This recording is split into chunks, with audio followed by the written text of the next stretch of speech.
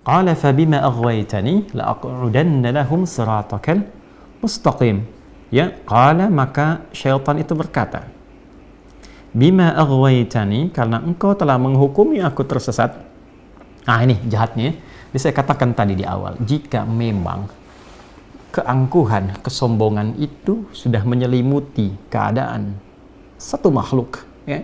Saya tidak katakan seseorang, tapi satu makhluk. Bahkan kalangan jin sekalipun, jangankan manusia, jin sekalipun, jika tertutupi oleh sifat kesombongan itu, maka potensi untuk mendapatkan pencerahan yang mengembalikan pada kebaikan, untuk mendapatkan hidayah yang menggugurkan semua potensi buruk untuk menjadi baik, itu akan menjadi sulit didapati. Ya, karena celah-celah mendapatkan pencerahan, kebaikan, hidayah itu tertutup oleh kesombongan tadi. Karena itu, sepintar-pintar, sejeniusnya iblis itu kan kalau dalam bahasa Yunani itu diabolis kan. Ya, diabolis itu artinya yang pintar keblinger gitu.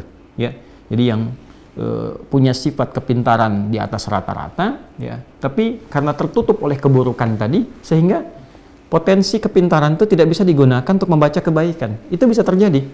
Ya, alih-alih kepintaran digunakan untuk yang baik, tapi diarahkan kepada yang buruk ketika potensi baik itu tertutup. Ya, karena itu baik itu lebih penting dibandingkan dengan berilmu. Itu poinnya. Ya, sehingga ketika yang berilmu itu baik, maka ilmunya akan digunakan kepada segala yang maslahat. Ya, tapi semakin pintar kebaikannya tidak ada, itu damage-nya, ya, menghancurkannya lebih banyak. Jadi kalau pencuri yang pintar, itu pasti ngambilnya, korupsinya lebih banyak dibandingkan dengan pencuri yang kurang pintar, ya. Nah, akan lebih bagus kalau pintar dan baik. Jadi jangan bandingkan misalnya pilih mana, pintar nggak baik atau bodoh baik. Ya, maka pilihlah yang pintar dan baik, ya. Nah, kembali ke sini. Karena engkau telah menghukumi aku sesat, ya Allah, itu kan, menghukumi aku ini terjauh dari rahmatmu, fabima aghwaytani. Ya, ghawa itu kan sesuatu yang melampaui, ya, sesuatu yang lewat dari batas, gitu ya. Ya, sesuatu yang tidak biasa. Aghwa itu menghukumi sesuatu yang telah melampaui batas, ya, sesuatu yang kelewatan, gitu kan. Ya Allah, engkau telah menghukumi aku kelewatan, ya, aku tersesat, aku bersikap yang kurang bagus, gitu kan. Nah, tertutup dia oleh keburukan tadi, la'aq'udanna lahum siratakal mustaqim. Karena itu aku putuskan, ya, aku ingin buktikan, ya, kehebatanku itu, kata syaitan, ya, keangkuhannya dia ingin buktikan dengan apa? La'aq'udanna lahum siratakal mustaqim. Aku akan cegah mereka untuk mendapatkan jalan petunjukmu yang benar, ya, jalan petunjukmu yang lurus. Ya, ini yang menjadikan kita setiap waktu memohon kepada Allah dijauhkan dari syaitan supaya konsisten pada petunjuk yang benar itu. Makanya kita baca tuh sehari 17 kali.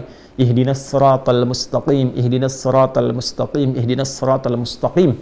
Ya, apa di antara faidah itu? Supaya Allah berikan kita kekuatan untuk melawan bisikan-bisikan setan. Itu di antara faidahnya. Jadi kalau Anda bertanya kenapa kita membaca, ya, ihdinas siratal mustaqim, ihdinas siratal mustaqim 17 kali dalam sehari, ya, dan di setiap waktu, setiap pergantian waktu. Dari mulai subuh, kemudian ke zuhur, siang, masuk ke asar, sore, maghrib menjelang malam, ke isya. Kita minta sama Allah, ya Allah, ya, berikan aku kekuatan, tunjukkan kepada kami, ya Allah, petunjukmu yang lurus, petunjukmu yang benar. Ya, untuk minta kekuatan, supaya ditanamkan dalam jiwa kita. Nanti saya akan bahas apa kaitannya dengan keadaan jiwa. Karena syaitan itu akan menanamkan pada jiwa, memberikan bisikan, yang ini lebih bagus, ya, jangan ambil yang ini yang lebih ideal, dan sebagainya. Sehingga alih-alih misalnya seorang hamba menunaikan sholat, dia bisa tinggalkan sholatnya untuk mengejar sesuatu yang tidak penting. Ya? Kan ada sekarang orang mengejar untuk dapatkan satu peluang pekerjaan dan tega meninggalkan Jumatnya hanya untuk menjaga, ya, toko tertentu misalnya, atau jualan tertentu misalnya, yang dia pun tahu sebetulnya rezekinya di tangan Allah. Ini aneh memang orangnya. Dia sudah paham rezeki di tangan Allah, Allah yang memberikan rezeki kepadanya, tapi dia mengerjakan perbuatan yang menjauh dari Allah dan tidak disenangi oleh Allah Subhanahu wa ta'ala. Itu bagian dari godaan. Itu ditanamkan kepada jiwa. Makanya orang-orang yang sering sholat terkoneksi dengan Allah Subhanahu wa ta'ala, ya kan? Dia mengoneksikan dirinya untuk menyembah Allah, sujud kepada Allah Subhanahu wa ta'ala, dan berkata kemudian dalam berdirinya, ihdinas siratal mustaqim, itu diberi kemantapan dalam jiwanya. Nanti saya akan terangkan, ya, bagian itu pada hal yang terpisah. Diberi kemantapan.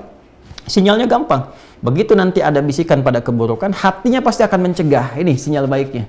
Jangan lakukan ini nggak bagus. Jangan lakukan itu, kok akan celaka, kok akan begini. Itu kemantapan yang dimaksudkan.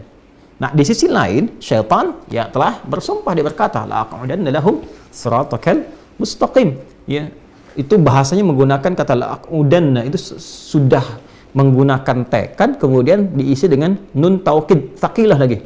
Ya, nun taukid tsaqilah menggunakan nun, ya nunnya lagi yang versi tinggi untuk menunjukkan kesungguhan. Yaitu dalam bahasa Arab itu kalau orang sudah tidak mampu mengerjakan sesuatu karena kelemahannya, yaitu sudah dikatakan dengan taqa'ud. Huwa mutaqa'id, dia sudah purna, sudah selesai karena keadaan fisiknya sudah tidak memungkinkan mengerjakan pekerjaan yang seperti ini lagi.